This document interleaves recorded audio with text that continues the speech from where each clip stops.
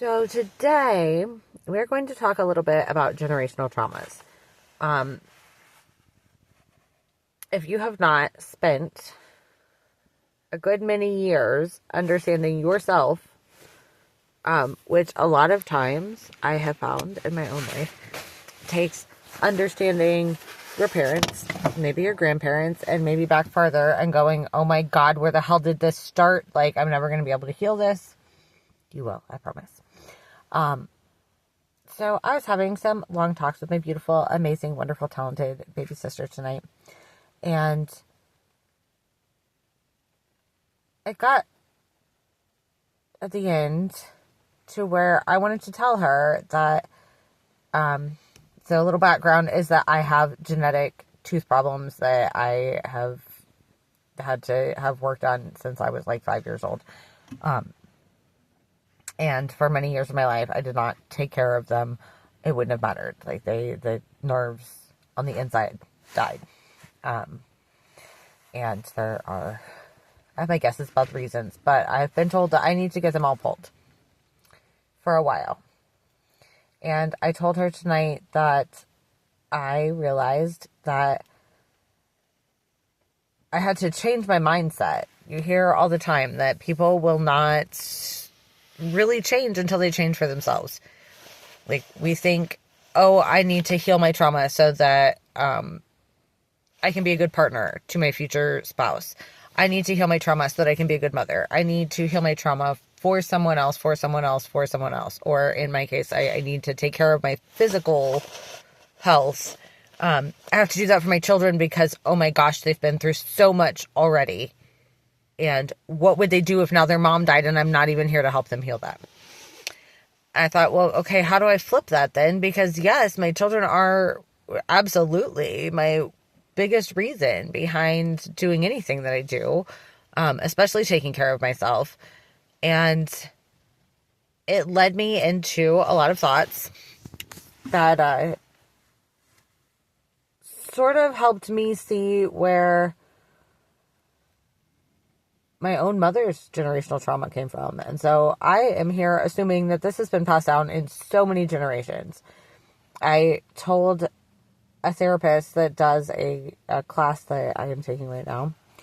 I told her the other day that just survival mode, like you get used to being in survival mode. So it turns out it feels normal to you when you are in a relationship that is very traumatic, when there's constant fighting and whatever, and you know that it's not okay. You know that's not how you want to be. You know that's not the environment that you can be happy and healthy and thrive in. But it takes a long time before you go, oh my gosh, this is so bad, because it just feels normal to you. Excuse me. And I had told her, though, that if you look at it, my great grandmother, or it might have been her mother, on my mother's side, came across the ocean from Germany with her husband and risked their lives. I don't know why. I wish that I did. I love all of this history, and it might help me understand who I am today, because I would understand why they raised their children the way that they did. But they came across the ocean. They built their houses from scratch out of absolutely nothing. I mean, not nothing, but, we didn't have building materials. You had to start from, I have to cut down a tree. And maybe you have to start from, okay, where do I get the materials to build a saw? And your entire life is based on survival. I have ancestors on the other side who apparently were druids in, why do I want to say India right now? Like, that's past life downloads or something. I don't know, because this family that I'm talking about is not from India. They're from Ireland, and they opposed the crown, and they had to run in the 1600s because the English Empire was after them. They were going to kill them. So they also came across the ocean. They changed their last name. I don't know what our last name was before that, because we were in hiding. I know Her last name was Mahan, once we changed it. But I said, how many generations of my family has just been in survival mode? And that's exactly why we act the way we act, even though we don't live there anymore. I mean, it was not just my mother lived in survival mode because she had horrible, very, very physically and emotionally and psychologically, spiritually abusive relationships, particularly with the stepdad that I grew up with when I was little. Survival mode was hundreds, if not thousands of years in my family. And how do you break out of that? Like, how do you erase that? Well, there is an old Buddhist saying that says to understand everything is to forgive everything. Which to me means to understand everything is to heal, because you cannot forgive people if you are not healed enough. And to me, I can't forgive people if I don't understand. If all I can see is the hate and the evil that they threw at me, it makes it hard. I can walk away. I can distance myself from them. I can remove them from my life. But that's not really healing. That is making the rest of your life happy, but it doesn't heal that moment. And so I realized, though, in thinking about getting my own teeth done and getting my own mental health taken care of, going to see a therapist about, these generational traumas, that is a whole different story for a whole different video. But I realized that the way that I flip that is that I want to, though. I want to be here for my children. I want to be the one that teaches them. I want to teach them what I know. I do not want them growing up without it. I want my life to be happy and joy-filled with my children. I want that. I want to live to see my grandchildren. I want my children to have happy memories of me. I want my children to be prepared for the world. Not I have to because I'm a mother. I want to because that's what I want my life to be. That's what I want my children's lives to be. But if I want my life to be happy and joy-filled and something I can look back at the end of my life and not have regrets, because I did exactly what I was supposed to, and I helped my children heal from the traumas that they've been through, and I helped my children learn how anything I don't figure out how to heal, because I don't even know why this one thing is part of our personalities. And hopefully that doesn't happen. Hopefully we figure it all out. But when you flip it to, I am going to do this because that's what I want my life with my children to be like. And I want my life to include my children and joy and fun and happiness and healing and crying and love and a true, true connection and a deep, deep love between us and a deep, deep understanding. I want my children to come to me when they have problems. I want them to call me at 3 a.m. crying. I want to be the one that helps them because I know that I can. I know how to help people heal. I think that is where so many of our generational traumas come from, is that we have been stuck in survival mode where it is mom's job to make sure everybody doesn't starve over the winter. It's mom's job to make sure that fireplace stays running so that no one freezes to death at night. It's mom's job, it's mom's job, it's mom's job. That, I never understood before, thinking through all this tonight, that is where the resentment comes from. I thought, how could you resent your own child, especially a child that you love, that you put on this pedestal, that you love more than anyone else? How can you resent them? Because they didn't do it because that is what they wanted their lives to be. That's what their lives had to be That's what you did, was grow up, get married, have a family, make sure they don't die. You know, like, we don't live there anymore. How many times have I said that to my mom? We don't live there anymore. We don't want to live there anymore. So when you flip it around to, I have to do this for me so that I can have this life that I want with my family, then it's excitement to go take care of yourself. It is excitement to heal. It is excitement to go get your teeth fixed. It is excitement to be able to say, hey, look what I did so our life can be awesome. I think that moms for generations have meant, even the moms that have traumatized their children, they meant well. They started out meaning well, that they wanted to be the person responsible for all of this. But when you do things just out of a sense of responsibility, then eventually it is just stress. It's stress and it's stress and it's stress. Am I doing enough? Am I doing it good enough? Am I doing everything right? And that stress then leads to resentment, and you don't understand. My mother doesn't understand. I don't know that she will understand before she dies if she lives another 20 years, because I don't think it is her mission in life to understand, quite honestly. And that's sad, because in some ways my relationship with my mother was the most beautiful thing in the whole world. And in other ways it was the most traumatic thing in the whole world, because I did not understand. So I have spent my life learning to understand why I do the things that I do, why other people do the things that they do, so that I'm not just an angry person all the time. To understand everything is to forgive everything. But so many of the times that I have thought, why did I just do that? Why did I react like that? Like, why did that make me so mad? Like, what is it there that triggered me?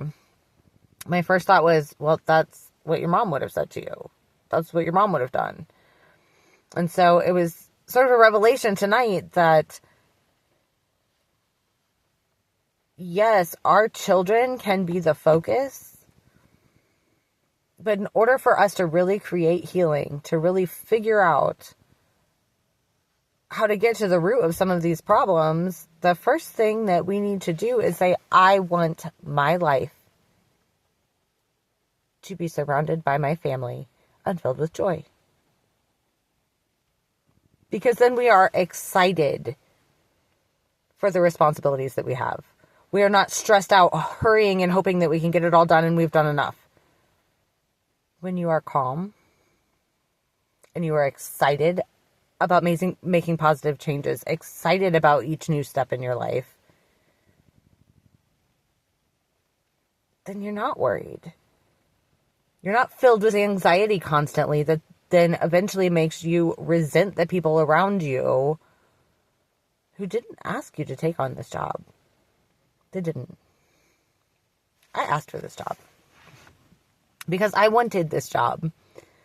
And so today, that is our little lesson, is that anything that makes you feel super, super stressed out that you are doing for your children, doing for your partner, doing for your friend or your sister or your mother or whatever, flip it around. If you are feeling resentful because you have to do something for somebody, see if you can flip it around. Can you flip it and say, I want to do this because this relationship enriches my life and I want it to continue and I want us to be happy. I got to the point where I resented my mother as much as she resented me. And there are a lot of reasons that may or may not ever come out on this channel, and maybe they will. Maybe someday I will go, oh my gosh, somebody needs to hear this. But for today, I resented trying to help my mother heal for all these years. Because it just broke my heart to see her in pain constantly, every day, about things that happened 15, 20, 50 years ago. And I just wanted to heal her. I might have still carried a lot of sadness, but if I had wanted to heal her for me, so that, because I enjoyed the relationship with my mother, I might not have gotten resentful. I might not have yelled back so many times when she was yelling at me. I might have understood 20 or 30 years ago that it's not my job. This is just something that I wanted to do. If you can't flip that around in a relationship that you have with somebody, if you can't flip it around and say it's because I want this in my life, because I want joy or I want peace, then it's not for you.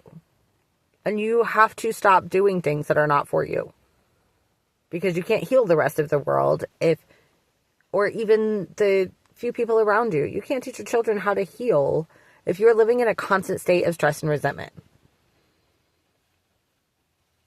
You also, for you, have to decide, what do you want your life to look like? Do you want your life to be peaceful? Do you want your life to be happy? Do you want it to be joyful? I think I talked in a previous video about how when I would leave someone, I used to think that I had to make myself hate them. Because if I loved them, I would stay and help them.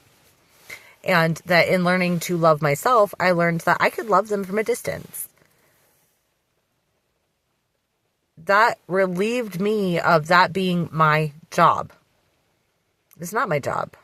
My job is the space in my own life, the space that I create around me, the space in me that touches other people. That's my job. But first and foremost, it is my job to make my own space, just my own space, very happy and peaceful. And then when it touches other people, it will automatically give them joy, give them peace, give them love.